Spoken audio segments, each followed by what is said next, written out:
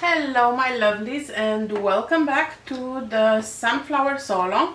Today we'll be completing our swim tops.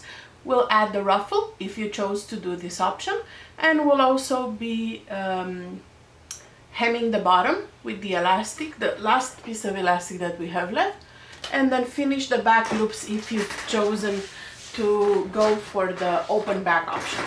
Let's start by creating the ruffle. We will create the ruffle using 2 lines of basting stitches, the longest length and the shortest tension is how I do my ruffles on my sewing machine. I'll go ahead and pull out some thread there and remove the back stitching. My first stitch is about 1/8 of an inch away from the edge, and my second row of stitching will be about 3/8 of an inch away.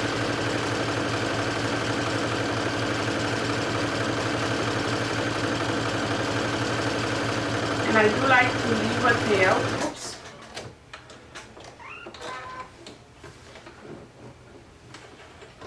I do like to leave a tail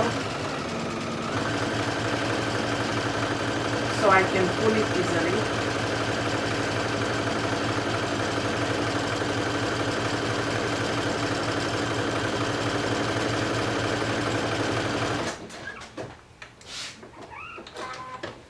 So when I pull the thread, I leave a longer tail here. Okay, so now I'm going to go ahead and do the same thing, but with a 3/8 of an inch seam allowance. Okay, pull your tail longer than normal, nibble down, no back stitching.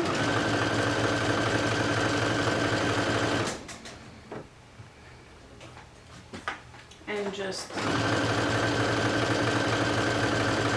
create your second row of gathering stitches.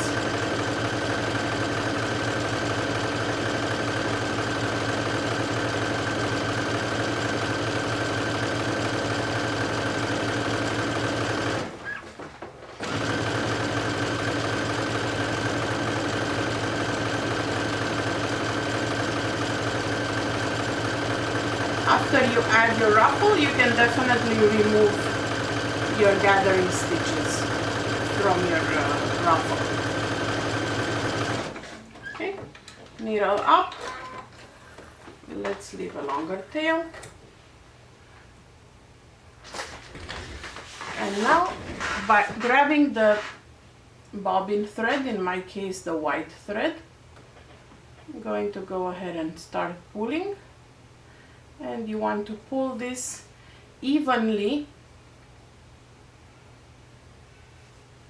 to match the bottom of your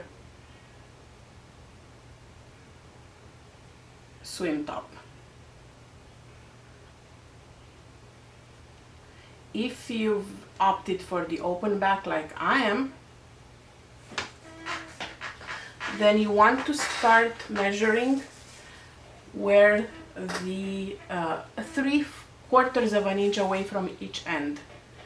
We won't add the ruffle all the way because we need to fold those. And again, you might notice that my ruffle is longer than yours, and that's okay.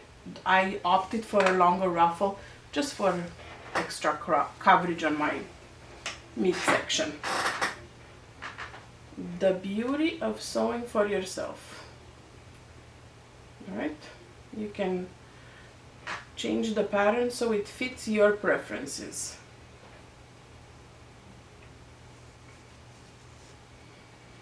Okay, so I'm pulling from the other side. Again, I'm pulling on the 2 bobbin threads at the same time to disperse the tension and create more even ruffling.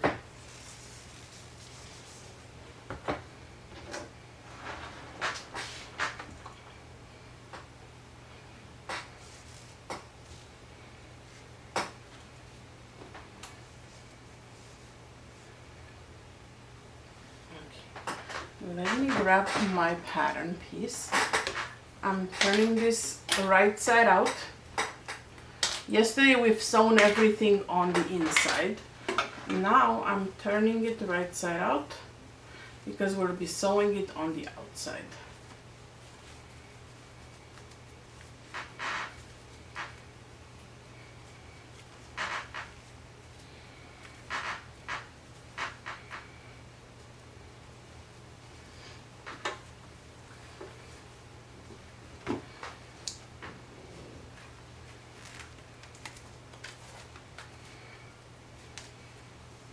Make sure that your pickups are turned as well.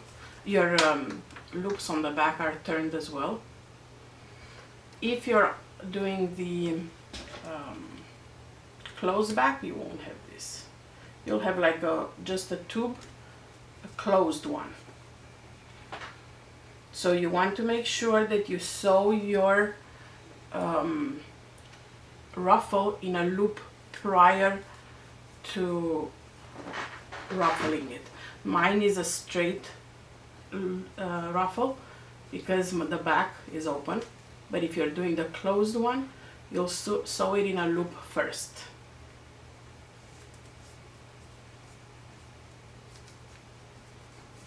Okay, so these are turned.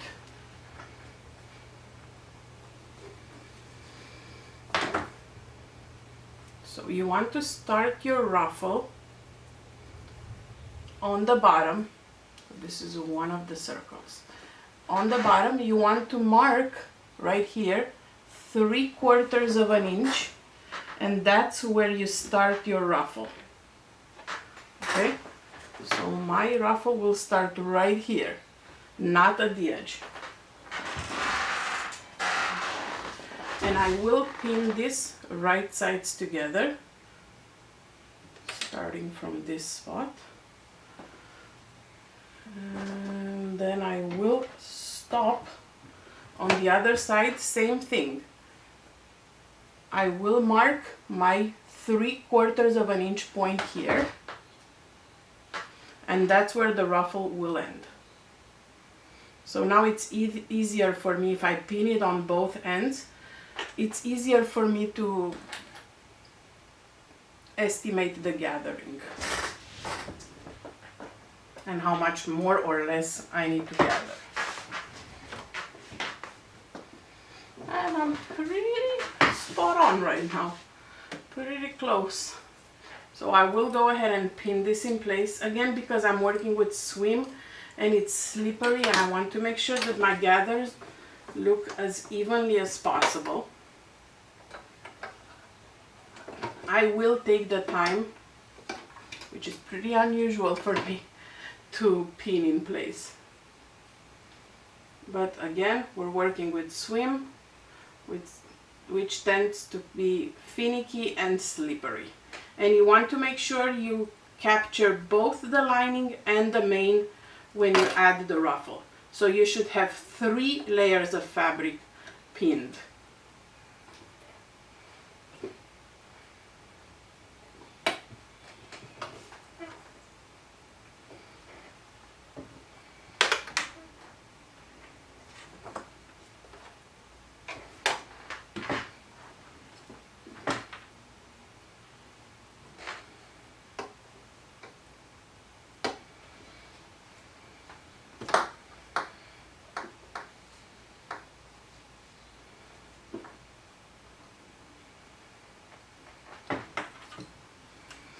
It is definitely easier to work on a flat surface,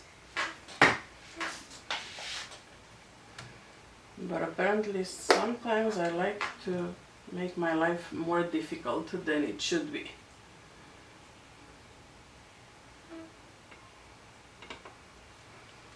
So on a flat surface, place your bottom of the front piece. Place it down and make sure that the ruffle is the same length. And the ruffle is not twisted, it's not turned, and you're pinning in place 3 layers. Okay.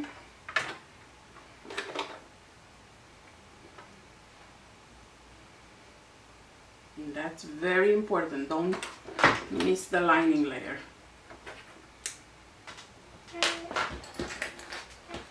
Another lost one.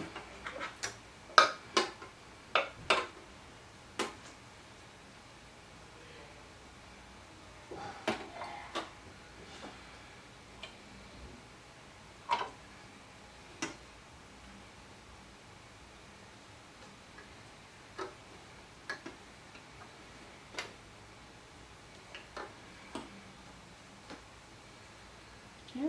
Spread the ruffles evenly, and before you stitch it in place, look at it again, see if you like how you've spread your ruffles. Before you can make any adjustments you might need.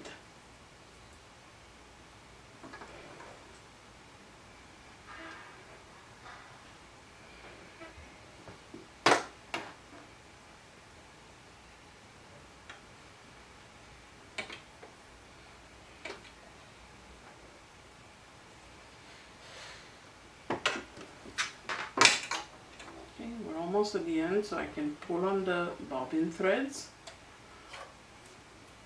to ruffle it.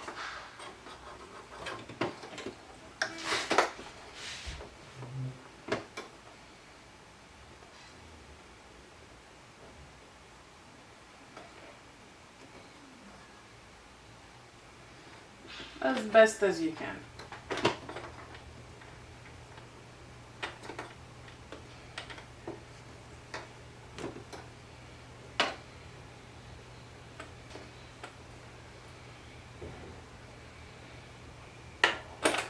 Once you've pinned it in place, go ahead and stitch it down with a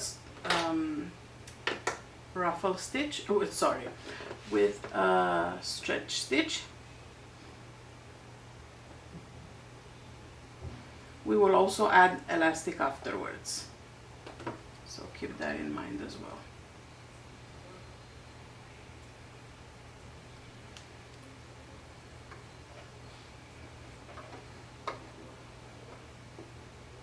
See here, I wasn't happy with the amount of ruffles that I was getting, so I'm going to make a little adjustment. Right here, I had a little too much ruffling, and at the end I didn't have enough, so I'm going to spread this a little more here.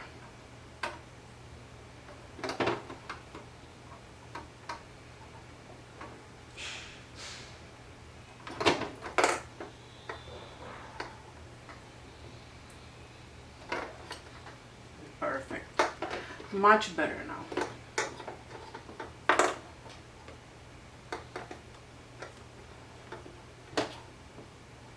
Okay, so this is what it looks like pinned in place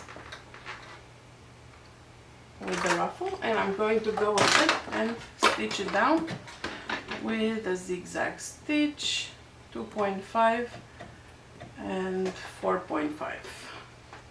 Again, remember, you start at the 3/4 of an inch mark and you stop at the 3/4 of an inch mark from the edge.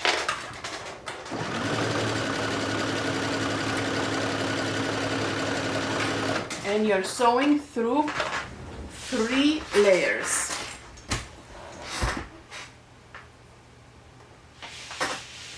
Okay? The main, the ruffle, and the lining. All 3 layers.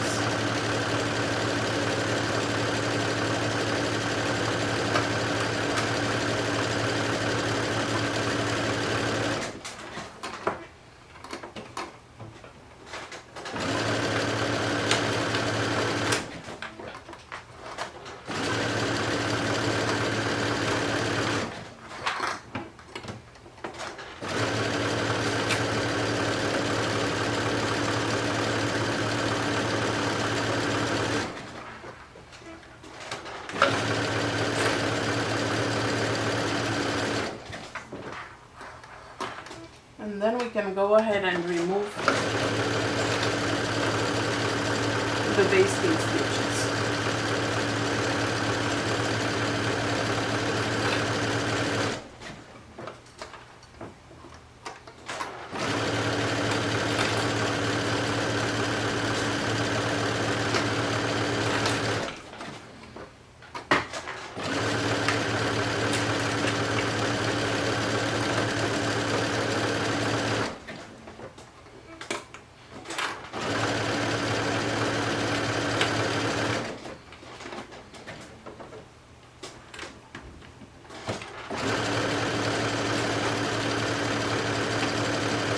Again, I'm stopping at the 3/4 inch mark.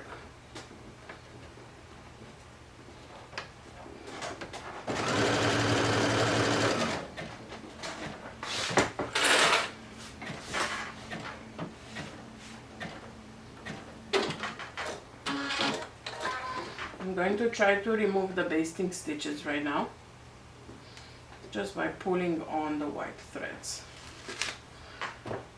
It's okay if it snaps.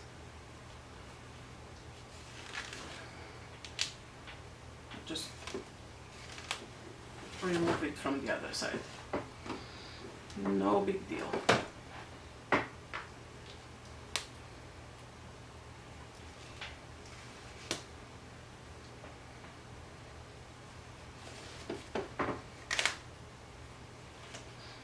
You don't need all these basting stitches.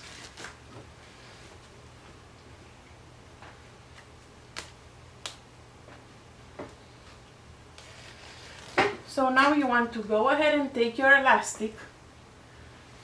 The last elastic that you have is the 3/8 of an inch elastic, and with the ruffle side up, you want to add your elastic on the bottom, just like you added your ruffle, with a zigzag stitch without stretching it. The elastic goes against your ruffle, not against your lining.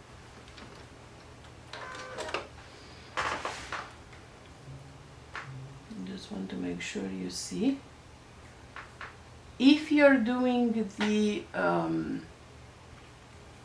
closed back, your elastic will be in a loop. If you're doing the open back like I am right now, your elastic will be on a straight stitch, and you want to start at the beginning right here.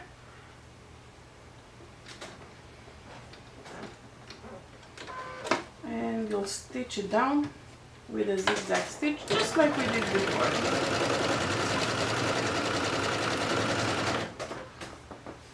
You don't want to pull the elastic, you want to just have it straight.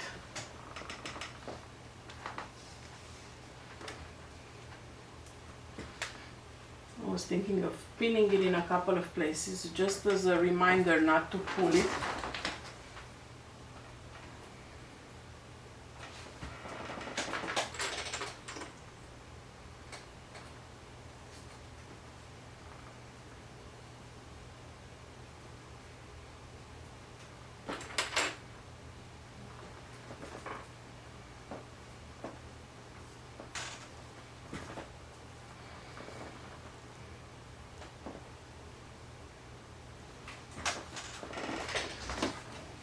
Okay.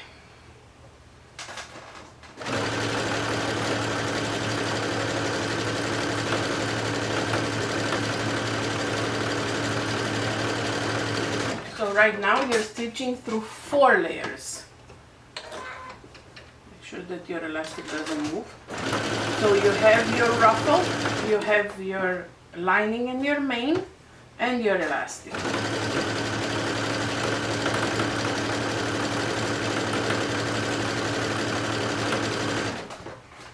And I can't believe I've completed this whole project on my sewing machine.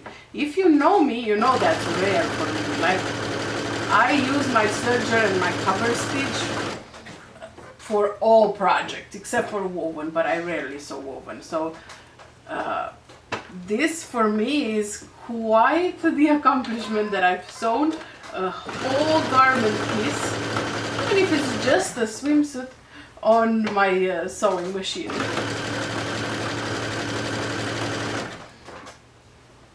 So So just the proof that it can be done on a sewing machine from beginning to end. You don't need a serger to complete this project.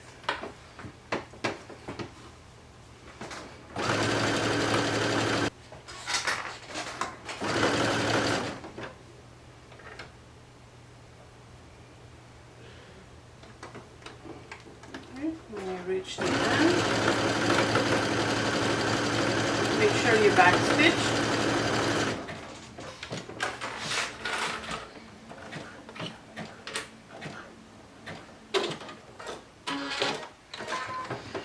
So it should look something like this right now. You have your ruffle, your elastic, your lining and your main all together. So flip your top like so. So the ruffle is on the bottom. Now you're able to see if you have any remaining basting stitches, you can remove them now. And you want to top stitch your elastic up. Okay, so your ruffle goes down, your elastic goes up, so you want to top stitch that just as we did before.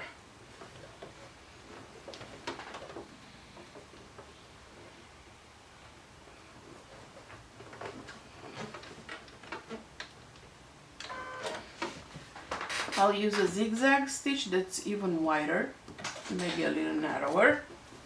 For top stitching, make sure that you guide your elastic up. Even though it might tend to want to go towards the ruffle, don't let it go towards the ruffle. You want to have your elastic going up towards the bodice of your swimsuit. I keep seeing random basting stitches.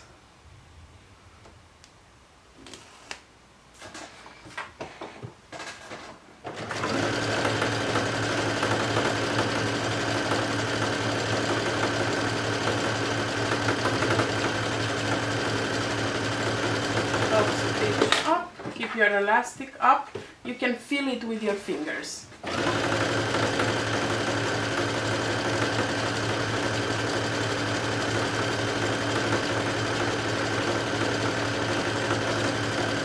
And again, my ruffle is 3 times longer than the pattern calls.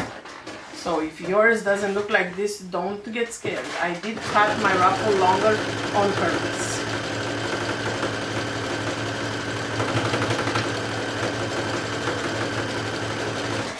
Okay, so we're gonna go all the way to the back. Make sure that the elastic stays under and goes towards the bodice. Beautiful.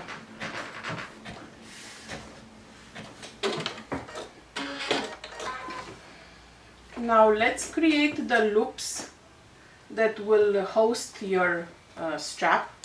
This is just for the open back, because for the closed back you should be done right now. For the open back, you want to take those loops and fold them 3/4 of an inch. I'll just put clips on those 3 little legs.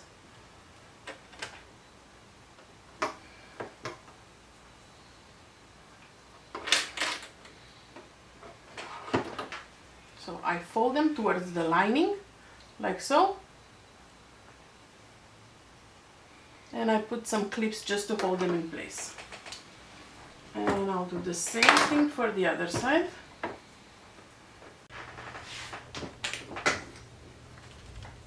So 3/4 of an inch pin.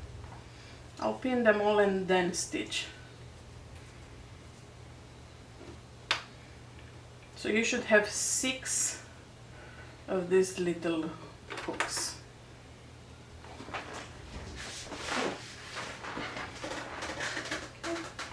And because I have red thread on my, I have white on the other, both will work.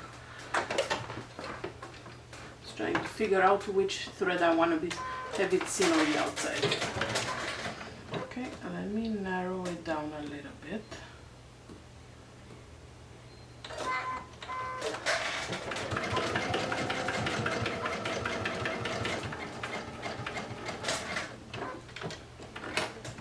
So you're basically sewing 6 times these loops. You're sewing them down.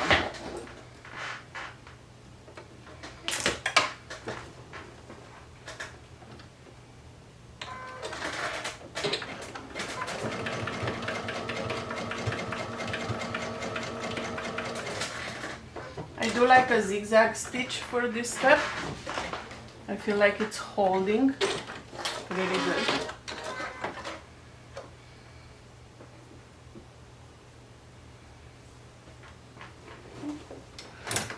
And the last one on this side.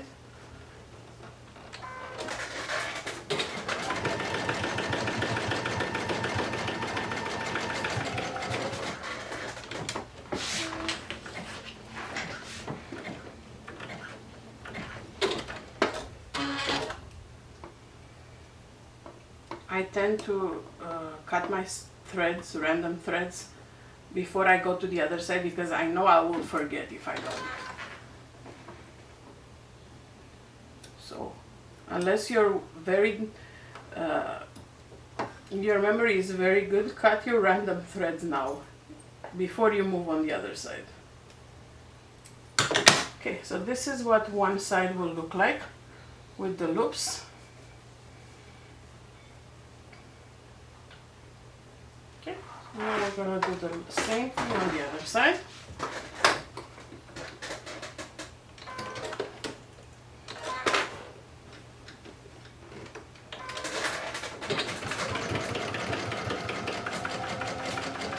Again, if you've opted for the closed back, then you don't have to have this, you won't have these steps that I'm doing right now.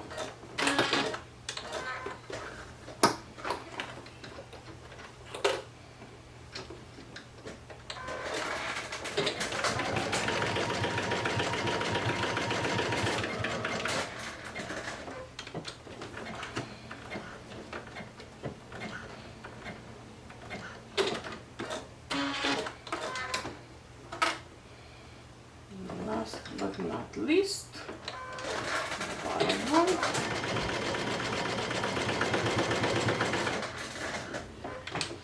Beautiful. You are all done sewing. Let's thread the back.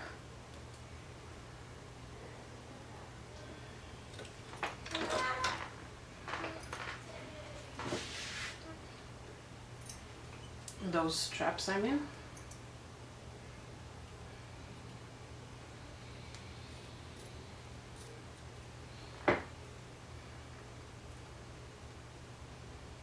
Like you're threading your shoe ties.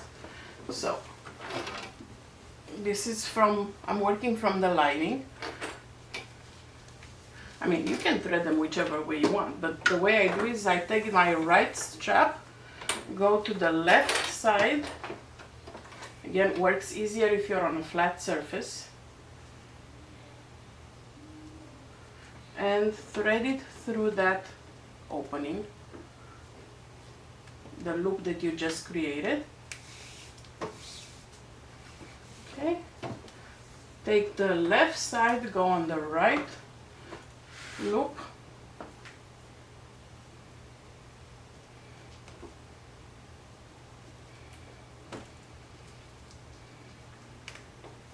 And same one that you have in your hand goes to the left now. So you create that zigzag strap on the back.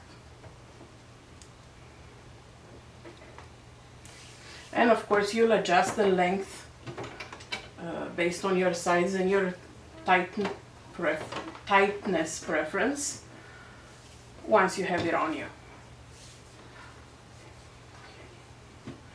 So now the other one goes opposite.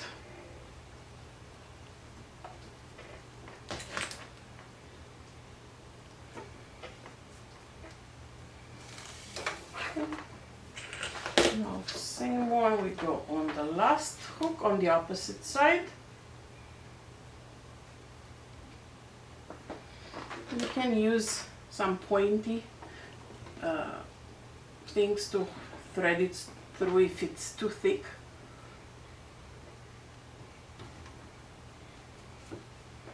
Because you won't really be doing this every time you put the swimsuit on. You'll just do it once.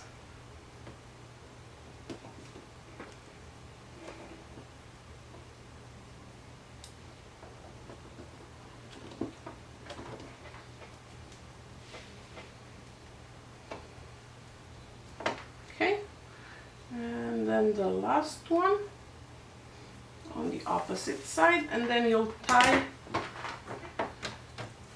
knots. Okay, this one on this end. So now what I want to do before I tie the final knot is go ahead and tie a knot at the raw edge of the strap. So the strap has a raw edge here. I want to go ahead and tie a knot as close as I can get it through to the edge on both sides.